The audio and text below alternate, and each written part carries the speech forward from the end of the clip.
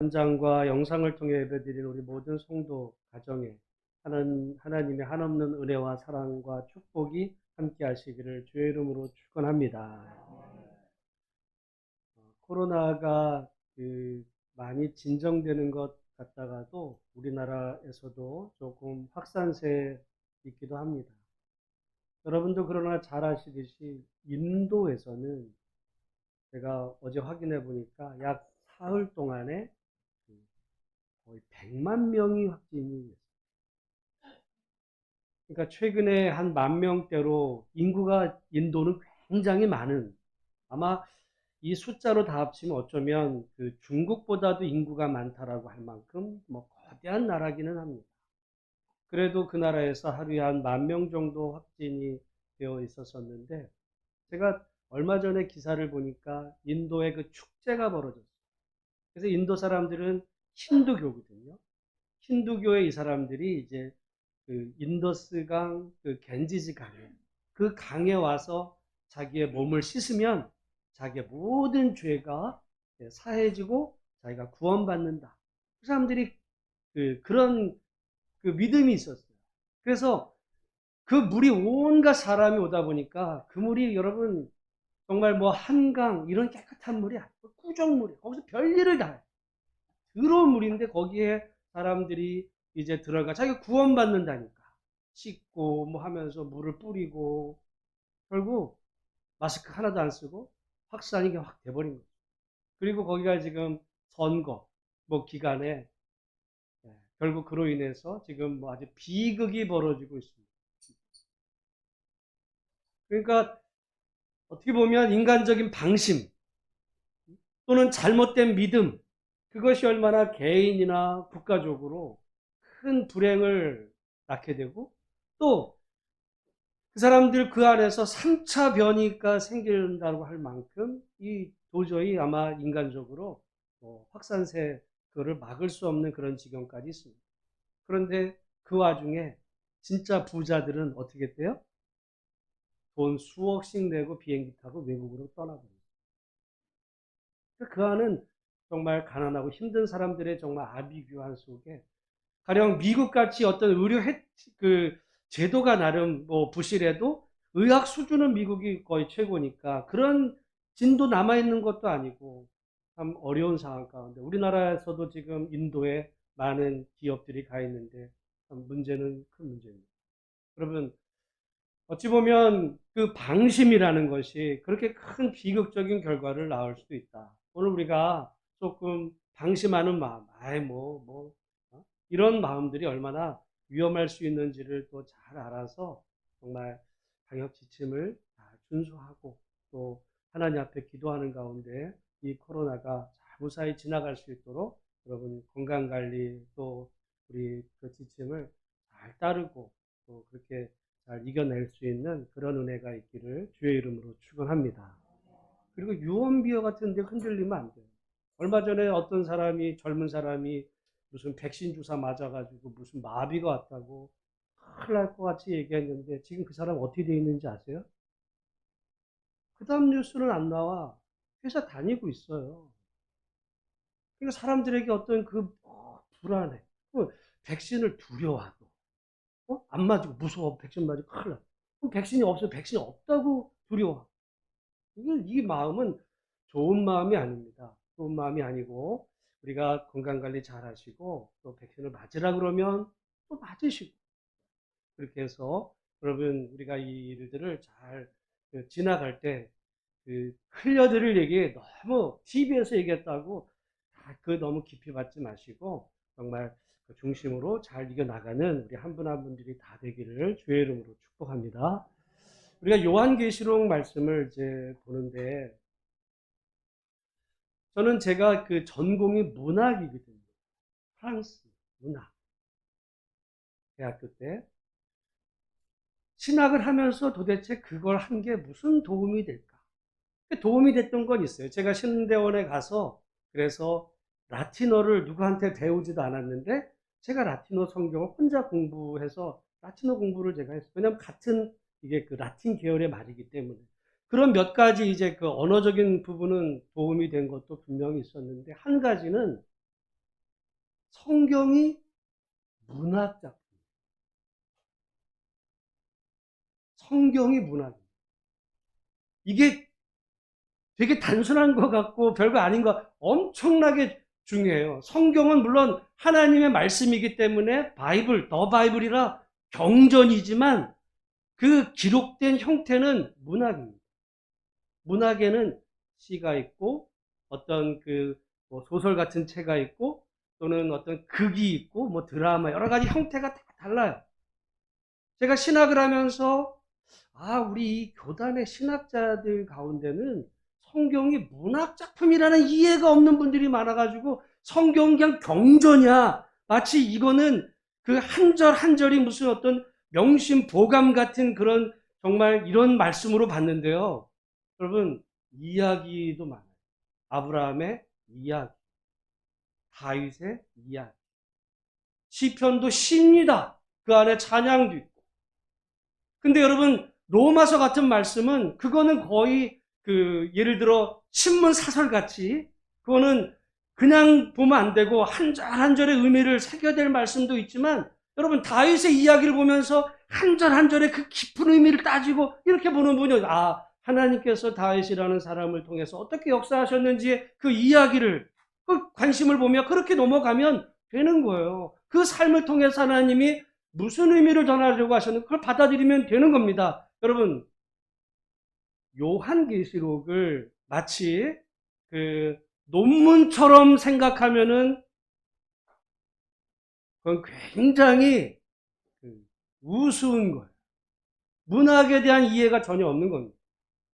요한계시록은요, 그렇게 되면 마치 저는 이런 생각을 해요. 여러분, 사진을 찍는 게 있고 그 풍경을 그리는 것이 있어요. 그림으로 그리는 멋진 걸 보면서 어떤 사람들은 사진을 찍고 근데 어떤 사람들은 그걸 그림으로 그려냅니다. 여러분 어떤 사람이 그걸 그림으로 그렸어요? 근데 그 사람 보고서 아니 왜 저기에 그대로 안 그렸냐?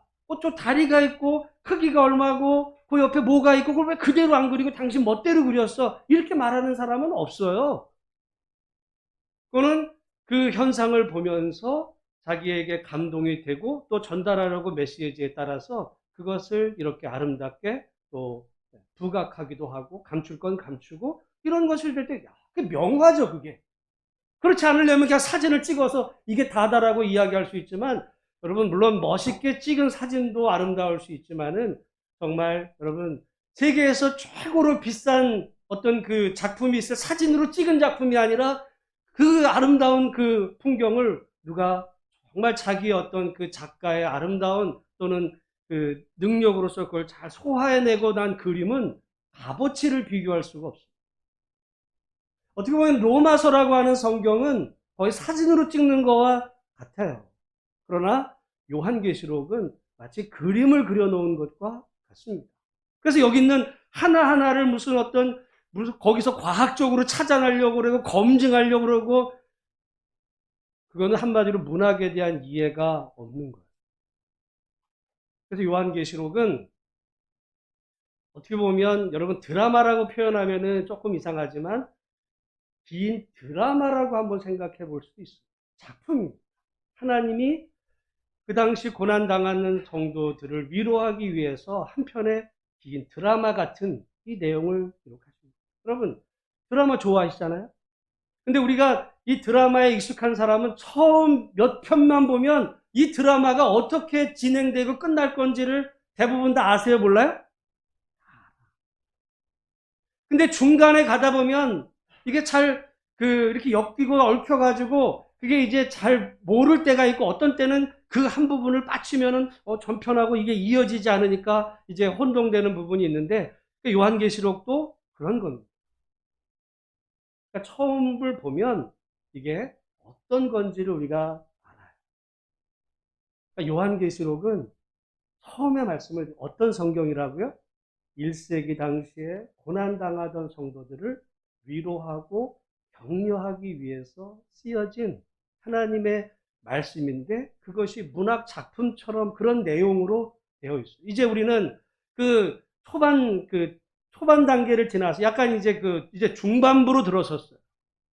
근데 우리가 이제 요한계시록을 많은 사람들이 오해하면 이 중반부쯤에 무슨 이제 일곱 인에 대한 이야기, 막 재난이 벌어지고 무슨 천재지변이 나는 거, 우레 번개 막 떨어지고 막 사람들이 죽고 하는 이런 이야기를 사람들은요, 그거를 마치 사진 찍은 것 같이 생각한단 말이죠. 그거를 마치 실제적으로 일어나는 것 같이 생각을 하게 되면 나중에 보면요, 아주 우스운 일이 벌어집니다. 여러분, 가끔 하늘에서 이제 별똥별들 같은 거, 소행성이 지구랑 만약에 여러분 충돌하면 이거 원자폭탄 이상으로 어마어마한 재앙이 벌어져요. 근데 나중에 보면 막 그런 것들이 지구에 쏟아졌다라고 말해요. 여러분, 그 자체로 지구는 끝나는 거예요. 그거를 여러분, 이게 하나의 긴 드라마, 이걸 통해서 하나님이 우리에게 뭘 이야기하시려고 하는지, 이거는 사진 찍는 것이라기보다는 마치, 그러니까 여러분, 어떤 신문 기자가 소설 쓰면 안 되잖아요. 근데 이 요한계시록은 기사를 작성한 것 같이, 사진을 찍은 것 같이, 논문을 쓴 것 같은 방식으로 요한계시록을 읽는 것이 아니라 마치 드라마의 방식. 아름답게 멋있게 그려진 그 그림. 이 요한계시록은 하나님의 백성들을 위로하고 격려하기 위해서 하나님이 우리에게 주시는 한편의 장편 드라마 같은 마음으로 이 성경을 이해하시면 돼요. 결국 이 성경에서 그 핵심은 고난당하는 성도들을 위로하고 격려하기 위해서 쓰여진 말씀이다라고 하는 사실을 중반부, 후반부에 넘어가도 잊지 않는, 그것이 본질이니까 꼭 기억하는 저와 여러분 되시기를 주의 이름으로 축원합니다. 여러분, 제가 말씀드리지만 이 초대교회 성도들은 예수를 믿었다는 것 때문에 고난당한 게 아니에요. 어떤 예수를 믿었느냐 때문에 고난을 당하는 겁니다. 그 당시에는 말하자면 종교의 자유가 있었어요. 예수 믿는다는 게 불법이 아닙니다. 그러나 어떤 예수를 믿었느냐, 그건 굉장히 이때도 중요하고 지금도 마찬가지. 여러분, 지금 우리가 이 시대를 살아가면서 교회 다닌다고 여러분 핍박이 있습니까? 어떤 분들은 지금 이 시대에 교회 다니면 핍박이, 여러분, 핍박이라는 거는 가령 교회 다니는 핍박은 내가 교회 다니는 이유 때문에 취직이 안 돼. 직장을 못 가. 직장 다니다가도 잘려. 이런 게 핍박이죠. 근데 그런 거 여러분 누가 당해요? 그런 거 없어요. 왜냐하면 종교가 자유화된 이런 시대니까. 그러나 지금 이 시대에도 예수를 온전히 믿으면 핍박이 있습니다. 무슨 얘기냐? 여러분, 제가 이런 얘기를 요즘 수요일, 금요일도 했었는데요. 지난주에도 말씀을 드렸죠. 여러분, 여러분의 손주나 또 그 아이들 이제 반이 있어요. 반에서 어떤 한 아이가 왕따를 당합니다. 집단으로 왕따를 당해요. 근데 이제 우리는 그 아이가 내 아이가 아니라고 생각하니까 여러분의 자녀가 여러분에게 와가지고, 엄마, 우리 반에 어떤 애가 있는데 걔가 애가 좀 별나긴 해. 근데 그래서 애들이 다 걔를 싫어해. 걔 왕따 시켜가지고 걔를 따돌려. 그럼 나 어떻게 할까? 그럼 뭐라 그러겠어? 제가 지난주 예언을 들었죠? 그래, 너는 귀한 애야. 그런 애랑 괜히 너 어울려가지고, 너도 다른 애들한테 왕따 당하면 너도 안 돼. 너는 공부나 해. 그래, 신경 쓰지도 마. 친구로 삼지 마. 너는 좋은 친구 있잖아. 그런 애랑 엮여가지고 같이, 그러면 너, 안 돼. 말씀드렸죠? 우리나라에 실제로 있었어. 그 아이가 그날 밤 아파트 옥상에 올라가서 떨어져서 자살했어. 왜? 걔가 자기였어. 여러분, 만약에 여러분의 자녀가, 손주가 학교를 다니는데 다른 애들로부터 다 왕따를 당해. 다른 애들 다 걔를 친구 안 하려고 그러고, 다 짝 안 하려고 그러고. 근데 반한 애 중에 어떤 그 교회 다니는 애가 짝이었는데, 그냥 자리만 짝이지, 난 교회 가야 돼. 몰라. 그 아이를 만약에 여러분 외면했다. 여러분이 그 사실을 나중에 알게 됐으면, 여러분 자녀의 그 친구였다라고, 말이 친구지, 그건 친구도 아니죠. 그런 아이를, 여러분 어떤 마음이 들겠어요? 저런 게 다행이다. 쥐가 공부를 그렇게 해가지고, 교회 가가지고, 잘 될 것 같아? 아마 이런 마음이 들겠죠. 근데 반대로, 어떤 아이가 있어요? 모든 아이들로부터 왕따 당하는 그 아이 옆에 서주는, 그 아이 손을 잡아주는, 그리고 애들로부터 얘를 괴롭히지 마, 니들. 만약에 그렇게 옆에 그 당하는, 고통당하는 자기 자식의 손주의 그 손을 붙잡아주고 걔의 힘이 되어준 그 친구. 여러분, 그거는 큰 결심하지 않으면 안 되는 일이에요. 왜? 같이 왕따 당할 수 있거든요. 같이 돌맞을 수 있습니다. 모든 친구들로부터 같이 버림받을 수 있어요. 근데 그 아이가 정말 그 아이의 손을 붙잡아줬는데 알고 봤더니 교회를 다니네? 교회 가지 말자고 해도 그냥 전도가 돼요. 사람들 그러겠지. 교회 다니는 애는 이래야 돼. 당연히. 하나님 있는 애들은 이렇지. 근데 같이 고난 당할 것을 각오한. 여러분, 예수님이 그러신 분이었잖아요. 현장에서 가늠하다 잡혀온 그 여인, 죄를 졌어요. 사람들이 다 돌로 쳐 죽이라고 말합니다. 예수님, 나 몰라. 내가 이 땅에 복음을 전하러 왔지. 현장에서 가늠하다 잡힌 여인 나보고 뭘 어쩌라 그래. 눈 감지 않았어요. 그리고는 그 여인을 지켜주죠. 저는 여러분 하나님이 여러분 좋으신 분이에요? 안 좋으신 분? 하나님이 어떤 의미에서 좋으신 분입니까? 하나님 마음씨가 좋으신 분이에요? 그럼 세상에 마음씨가 나쁜 사람은 또 어디 있어? 다 자기 자식은 좋아하고 자기랑 친한 사람에게는 다 잘 대하는 사람이지 그런 의미 하나님 좋으신 분이 아닙니다.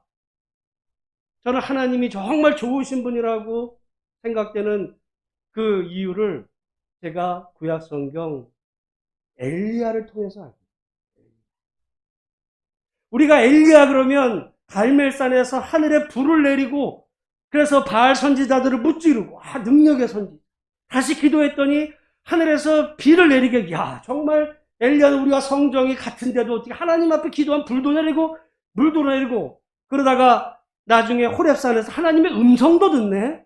정말 대단한 선지자야. 그게 아니에요. 그 아합과 이세벨 당시에 아합과 이세벨이 음모를 꾸며서 나봇을 죽입니다. 그리고는 나봇의 포도원을 뺏어요.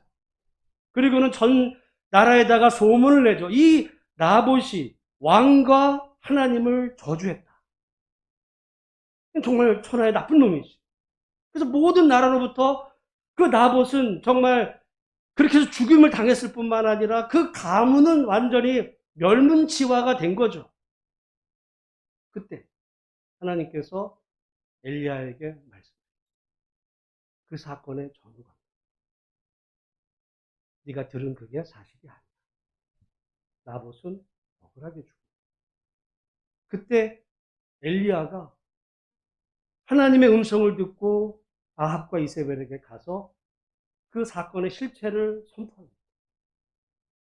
그래서 결국은 나봇을 억울하게 죽인 그 아합과 이세벨을 벌하시고 나봇의 신원을 회복하신 하나님. 여러분, 저는 성경에 하나님이 좋은 분이라고 하는 거는 그런 하나님이 공의와 정의로 사람들의 이 세상 구조 속에서 때로는 누군가의 억울한 비명에 죽어간 사람, 그 사람의 그 억울한 신원을 세상은 아무도 돌아봐 주질 않아. 그러나 하나님은 알고 계시고 결국에 가서 그 억울함을 풀어서 그의 부끄러움을 네가 잘못한 게 아니야. 네가 옳았는데 너를 그렇게 괴롭혔던 네 세상이 잘못했어. 그거를 밝혀내신 하나님. 그러니까요, 성경의 하나님은 이 세상의 어떤 논리를 따르시는 것이 아니라 정말 공의와 정의로 약자를 돌보시는. 그래서 만약에 여러분 반에서 그 친구가 왕따 당하고 괴로움 당하는 그런 아이가 있을 때 세상의 어떤 그 신들은 야, 그런 애랑은 너 친구하지 마. 여러분, 그렇게 우리가 자녀에게 말한다면 신앙 교육은 이미 끝난 겁니다. 그건 하나님 믿는 게 아니에요. 그 아이 손을 잡아. 네가 손을 잡아줘. 그럴 때 핍박이 있어. 오늘도요, 고난, 예수 믿으면 핍박이 없을 수 있어. 그러나 핍박이 있을 수 있어. 아까 우리 미얀마의 기도를 했는데 미얀마에 교회가 있다고 한번 생각해 보세요. 수많은 사람들이 죽어갑니다. 미얀마에 교회가 있어요. 아니, 나 몰라. 예배나 드려야지. 기도나 해야지. 뭐 죽거나 말거나 뭐 내일 아닌데 뭐. 눈 감아. 핍박이 없죠. 오히려 사령관 편드는 거예요. 고난 없습니다. 그런데 거기 미얀마에 있는 어떤 그 교회가 선교사님, 어떤 목사님, 예를 들어 총에 맞아가지고 쓰러져 가는 그런 아이를 돌보고 할 때 엄청난 핍박이 올 수 있어요. 예수 믿는다고 핍박받는 게 아니라 어떤 예수를 어떻게 믿느냐에 따라서 지금 이 시대에도 고난당할 수 있다. 아니, 거기는 전쟁터 같은, 오늘도 마찬가지입니다. 지금 현실에서. 그러니까 여러분, 지금 이 요한계시록은 고난당하는 성도들을 위로하고 격려하실 때 그 성도들은 그러니까 그 당시에서 사람들의 모든 손가락질을 당하는 거예요. 니들이 잘못했으니까 니들이 고난당하는 거는 마땅하다라고 사람들이 다 그렇게 여기던 시절에, 그래서 어떤 사람들은 죽음을 당하기도 하고 어떤 사람들은 유배를 떠나서 정말 가족이 이산가족 되는 이런 어려움 가운데 사람은 다 손가락질하는 거죠. 그때 하나님께서 사도 요한을 통해 말씀하십니다. 니들이 잘못한다. 니들이 막 힘내. 그런 성경의 요한계시록. 그러니까 요한계시록 우리가 이해하는 것은 뭐 미래 뭐 2000년 몇 월 며칠에 무슨 뭐 지구에 무슨 뭐 재앙이 떨어져 가지고 뭐 3차 대전이 일어나면 뭐 믿는 사람들은 휴거해 가지고 이 땅에서 고난 당하지 않고 하늘의 공중 들림 받고 할렐루야, 그 얘기하는 게 아니에요. 이 땅을 살아가는 가운데 말씀으로 살다가 고난 당하는 성도들에게 지지 마라. 이들이 오라. 어떻게 그러면 이기는 자가 되냐? 우리가 에베소 교회 첫사랑을 버리지 마. 너희가 끝까지 죽도록 충성해. 그 이야기는 열심히 교회 봉사를 이야기 전에 그 너의 그 믿음, 고난당한다 해서 흔들리지 말고 꿋꿋이 가. 가령 여러분, 어떤 그 친구가 자기 그 왕따 당하는 그 친구 옆에 섰을 때 고난당하잖아요. 그때 조금 지나다가 아유, 나도 괜히 더 얘랑 가까이 했다가는 다른 애들한테 다 미움 당하겠네. 아, 나도 몰라. 그게 변절이. 그러지 말고 끝까지 그에게 신실한 채로 남아. 예수 믿는다는 이유 때문에 핍박당할 때 지지 말고 이기는 자가 되라. 격려하시고. 그러려고 하면 믿음의 눈이 열려서 하늘의 그 보좌에 하나님이 앉아 계신 것을 분명히 보고 이 역사의 주관자가 하나님이심을 이제 알게 될 때, 하나님이 이 세상을 어떻게 다스려 가시는가, 이 세상에서 이제 7인 그리고 7나팔 7대접의 재앙이 벌어지는데요. 그것을 우리가 오해하면 야, 그러니까 세상에 이런 엄청난 어떤 대재앙들이 벌어질 거야라고 마치 논문을 쓴 것 같이 읽으면 오해. 그건 사진이 아니라 그림으로 봐요. 그림으로. 지금 앞으로도 보겠지만은 여기 나오는 이 재앙들은 세상에 대한 심판인데 특별히 악에 대한 심판을 얘기하는 거예요. 악에 대해. 그래서 여기 그 재앙의 대상이 어디라고 말하냐면 땅이라고 말합니다.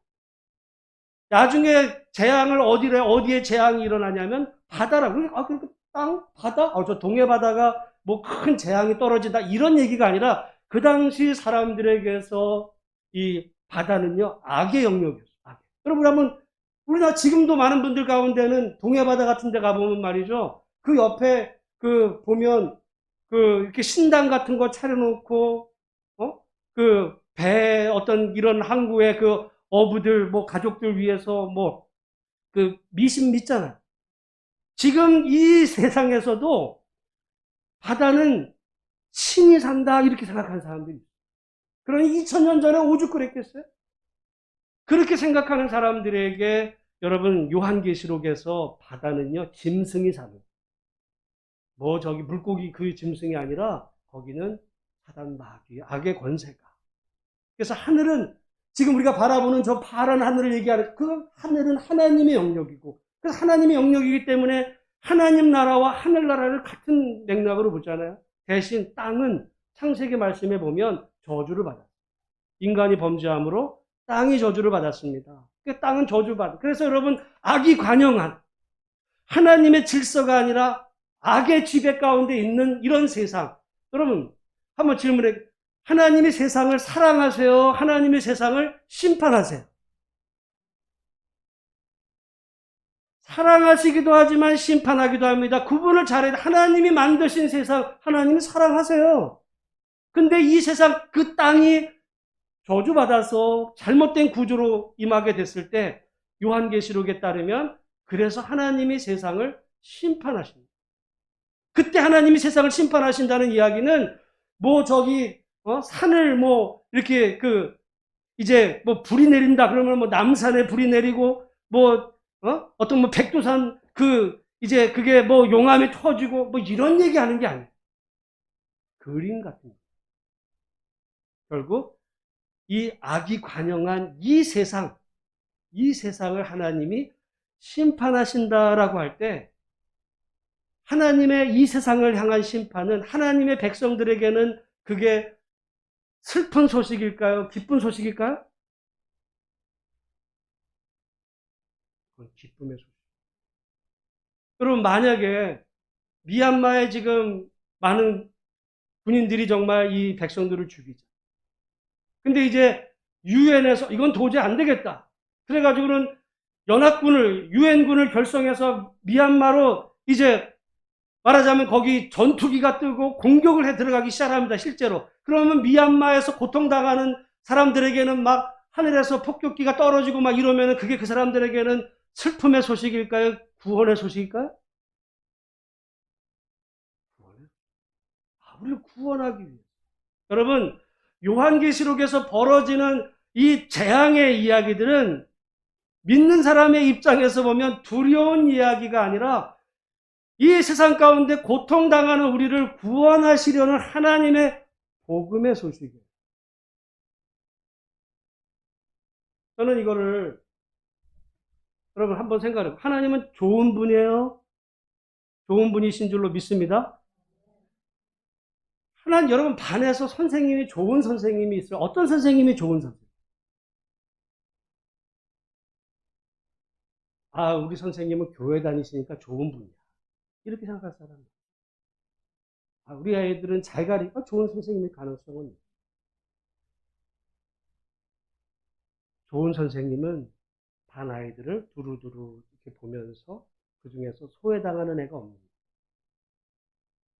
다른 애들로부터 왕따 당하는 애가 있다면, 그리고 어떤 애가 집단으로 이제 조직해서 걔를 괴롭힐 때 영화 같은데 그런 게 있어요. 선생님 중에 나 몰라. 왜냐면 괜히 내가 이거 관여했다가는 애들한테도 당할 수도 있어요. 요즘은 나 몰라. 빨리 1년 지나고 나서 애들 어떻게 잘못 이번에 됐네. 나쁜 선생이죠. 여러분 세상에서 악이 관영한데 하나님이 세상을 보시면서 나 몰라. 난 구원받은 애들에 대해 하나님이지 세상에서 저렇게 미얀마에서 죽거나 말거나 내가 무슨 일이야. 내가 죽이는 거야? 나 몰라. 눈 감아. 하나님은 좋으신 분이에요? 나쁜 분. 하나님이 좋으신 분은 그렇게 소외당하고 외면당하는 사람들을 눈 감고 나 몰라 하지 않으시고 그들의 신원을 해결하시고 풀어주시고 들어주시고. 그 하나님이 왜 좋은 하나님이냐? 언젠가 우리가 살 때 우리도 당할 수가 있다. 우리가 어려움에 처하게 됐을 때 하나님은 그런 분이기 때문에 반드시 나의 이 억울한 이 신원을 해결해 주실 분이기 때문에 그런 하나님이 좋은 분인데, 세상에서 권력자들에게 하나님은 안 좋은 분이에요. 왜? 그 하나님은 자기들을 심판하는 대상입니다. 그래서 여러분, 반에서 선생님이 좋은 선생님이라면 그런 집단으로 어떤 애가 왕따 당할 때 다 모여. 무슨 일이야? 그리고 어려움 당한 애 얘기해봐. 누가 그랬어? 자리를 잡아줘. 좋은. 근데 그 일에 눈 감아버리면 그건 나쁜 일. 선생이 아니, 하나님도 그런 의미에서 좋은 하나님이라는 거는 여러분, 세상의 일에 눈 감고 외면하고, 교회다 내 편이야. 얘네들은 나를 따르니까, 내 마음에 드느니까 너희들에게 내가 복을 주고, 제 교회도 안 다녀. 몰라. 되든 말. 이런 분이면 여러분, 하나님 좋은 분이에요. 저는 그래서 우리 하나님 좋은 분이시라는 거, 우리가 살아가는 가운데 고난당하고 예수 믿는다는 이유 때문에 어려움 당할 때 반드시 그 신원을 해결해 주시는, 요한계시록도 마찬가지. 고난당하는 성도들을 신원을 회복하시고, 너희들이 틀렸기 때문에 당하는 고난이 아니라 너희들이 맞지만 끝까지 이기는 자가 되기 위해서는 그 첫사랑을 잃어버리지 마. 그리고 끝까지 신실한 채로 남고 정말 나와 동행하는 자가 돼서 네 마음을 문을 열면 내가 너에게로 들어가서 너는 나와 더불어 먹고 너는 나와 더불어 먹고 즐기리라. 이기는 자가 되라. 이야기하시는 거예요. 그러니까 여기 지금 요한계시록에 나오는 이 심판의 내용들은 두려움의 내용이 아니라 믿는 성도들에게는 그거는 구원의 소식입니다. 왜냐하면 이것은 하나님의 악에 대한 심판입니다. 여러분, 그래서 하나님 만약에 반에서 말썽 부렸던 정말 그 누군가를 막 힘으로 막 괴롭혔던 애를 선생님이 너 일로 와. 요즘은 그렇게 해도 안 되겠지만 선생님이 몽둥이 가져와가지고 종아리 걷어 들어. 그리고서 회초리를 때렸어요. 좋은 선생님. 우리 하나님이 지금 이 요한계시록에 나오는 일곱째 인, 또 지금 그 나팔, 대적, 두려울 게 아니라 하나님의 백성들에게는 구원의 소식. 하나님이 세상을 구원해 가시는 일. 그래서 여러분 요한계시록을 보면서 막 두렵고, 이걸 어떤 사람들 이거를 영화 만들었네? 그래가지고는 무슨 전쟁이 나고 막 소설을 써요. 그건 소설입니다. 그런 이야기가. 그런 의미에서 우리가 요한계시록을 보는 중에 하나님이 좋은 분이라는 사실을 항상 기억할 수 있는 은혜가 있기를 주님의 이름으로 축원합니다. 그때 이제 여러분 여섯 번째 인이 우리가 요한계시록 6장에 보면 땅의 임금들과 왕족들과 장군들과 6장 15절인데 부자들과 강한 자들과 모든 종과 자유인이 이제 굴과 산들의 바위 틈에 숨어서 이제 누가 이 진노의 큰 날에 여러분 내가 두려워서 이거 누가 설 수 있겠는가? 세상에서는요 하나님이 개입하지 않으면 땅의 임금들과 왕족들과 장군들이 두려워 산속에 들어가 숨을 일이 어디 있겠어요? 미얀마에서 수많은 사람들을 죽이는 지금 그 총사령관과 그 일당들에 대한 것을 어떤 유엔군이 개입하지 않으면 그 사람들이 두려워서 어디 들어갑니까? 근데 갑자기 유엔군이 들어오네? 몰려서 이제 이렇게 그러면은 숨어 들어가는 거죠. 그거 어떻게 할까? 그러니까 여러분, 그 두려움의 이야기는 세상을 심판하시는 하나님의 역사가 이제 개입이 될 때 이 진노의 큰 날에 누가 서리요? 외치는 거예요. 그때 누가 섭니까? 요한계 지난주에 봤잖아요. 14만 4천 명. 하나님의 인치심을 받은 성도. 그러니까 여러분, 그 큰 진노의 날에 구원받을 자들은 이 이야기가 우리를 죽이려는 말씀이 아니라 도리어 우리를 살리고 구원하시는 하나님의 약속의 말씀이라는 것을 기억하는 우리 모두가 되기를 주의 이름으로 축복합니다. 근데 성도들이 그 앞에서 요한계시록 6장에 보면 기도했어요. 6장 9절에 보면 하나님의 말씀과 그들이 가진 증거로 말미암아 죽임을 당한 영혼들이 제단 아래에 있어 큰 소리로 불러 이르되 거룩하고 참되신 대주제여 땅에 거하는 자들을 심판하여 우리 피를 갚아주지 아니하시기를 어느 때까지 하시려 하나이까? 성도들의 부르짖는 외침의 기도 소리에 하나님께서 뭐라 그랬어요? 흰 두루마리를 두시며 잠시 동안 쉬되 그 수가 찰 때까지 기다려라. 그러나 여러분, 하나님께서 결국 오늘 요한계시록 8장에 보면 그 성도들의 기도가 어떻게 돼요? 하나님께로 올라갑니다. 그리고 오늘 이제 나팔재앙이 시작이 되는 거예요. 그러니까 지금 8장의 시작이 되는 이 나팔재앙, 이것은 성도들의 기도에 대한 응답입니다. 하나님이 잠깐은 우리의 기도를 안 들으시는 것 같지만 우리가 외치고 부르짖는 기도에 우리 하나님 반드시 선하게 응답하시는 하나님이라는 사실을 기억하는 우리 모두가 되기를 주의 이름으로 축원합니다. 그러니까 성도가 할 일은 기도인 거예요. 근데 어떤 기도냐? 아까 말씀을 드렸어요. 거룩하고 참되신 대주제 땅에 거하는 자들을 심판하여 우리 피를 갚아주지 아니하시기를 어느 때까지 하십니까? 여러분, 그 기도는 말하자면 반에서 왕따 당하는 친구의 친구가 되어서 옆에 수많은 아이들로부터 괴로움을 당하는 그 친구. 하나님, 내가 이 친구의 친구가 되었더니 정말 우리 반 애들이 다 나를 지금 괴롭힙니다. 하나님, 이게 어떻게 해야 될지 하나님 도와주세요. 그런 기도. 근데 그 아이가 만약에 자기 반에 왕따 당하는 친구, 나 몰라. 그리고는 교회 가서 하나님 기도합니다. 공부 잘하게 해주고 머리 좋게 해주고 좋은 대 가게 해주시고 하나님 이번 시험에 꼭 붙게 해주세요. 그런 기도가 아니고요. 지금 예수 믿는 것 때문에 고난당하는 속에, 그 고통 속에 너무 견디기 힘드니까 하나님 이거를 풀어주세요. 가령 여러분, 미얀마에 어떤 교회가 있어요. 근데 그 미얀마 그 교회와 목회자가 자기 성도나 가운데서 어떻게 이제 막 그 시위하다가 잡혀서 수배당하고 매맞고 오고 그런 사람들을 외면하지 아니하고 집에 이렇게 감춰주기도 하고 그런 뒤치잡바를 해줬어요. 잡히면 죽는 거야 이제 자기도. 그럴 때 하나님 앞에 기도하는 거죠. 하나님, 도대체 이 나라의 이 억울함을 하나님 언제 풀어주시는 그런 기도인 거지. 몰라. 누가 괜히 나서다가 지가 총 맞아 죽으래? 난 기도나 할래. 하나님, 우리 교회 부흥하게 해주세요. 우리 전도 잘 되게 해주세요. 그런 기도가 아니에요. 여러분, 요한계시록에 나오는 기도는 굉장히 무서운 기도입니다.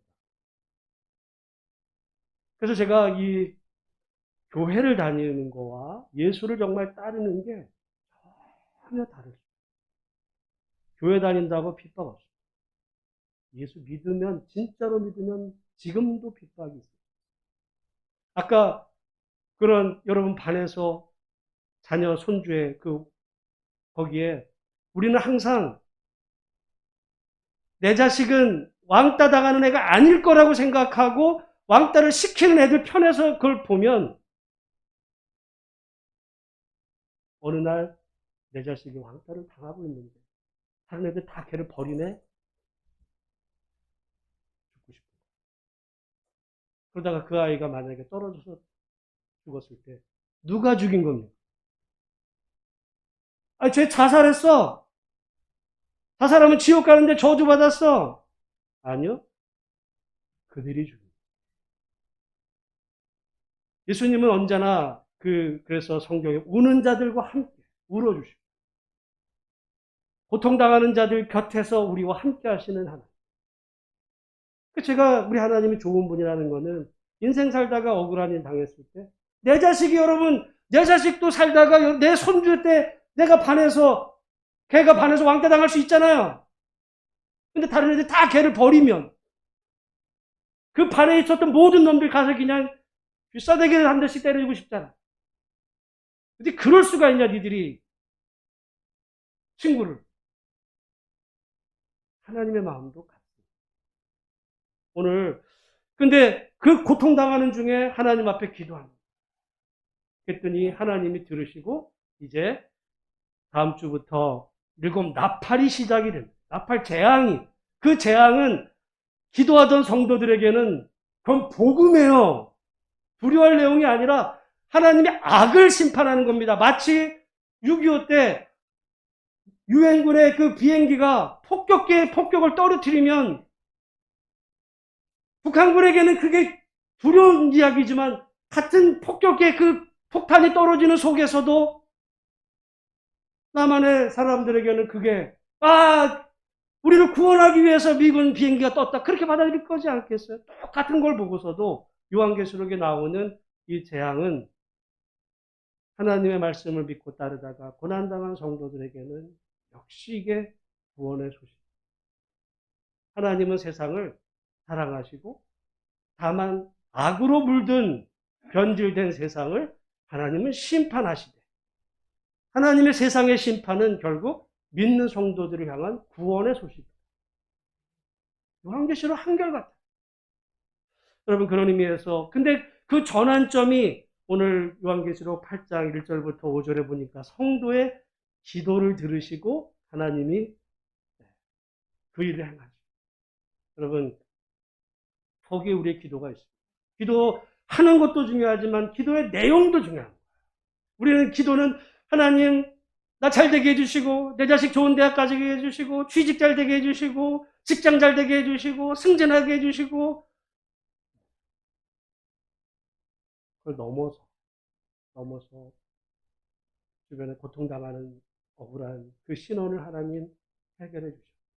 이 땅에 하나님의 공의와 정의가 한같이 많은 그런 세상 되게 하옵소서. 마땅히 그것이 성도가 드릴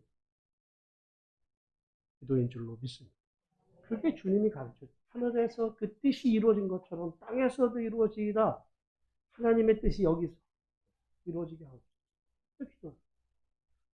그런 성도가 많을 때 그런 성도들을 통해서 저는 그래서 우리 예수만교회 자녀들 요즘 뭐 코로나 때 나오지 못 교회 애들이 바글바글 모여가지고 학교 가가지고는 개구장이 하면서 못된 그 다른 애들 막 괴롭히고 왕따시키고 그리고 교회 와서 전도 지들끼리 와서 뭐 그런 애들 100명보다요.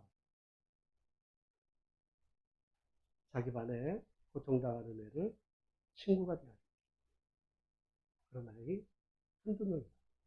그런 아이를 통해서 한국교회와 우리 사회에 미래가 있는 줄로 알고 그런 애가 잘 되는 나라가 좋은 나라지 괴로움 당하는 애를 왕따시키고 눈 감고 고시 붙어가지고 승진했다고 출세했다고 그러다 교회까지 다니니까 믿음 좋은 거라고 천만의 말씀. 믿음이 나쁜 거예요.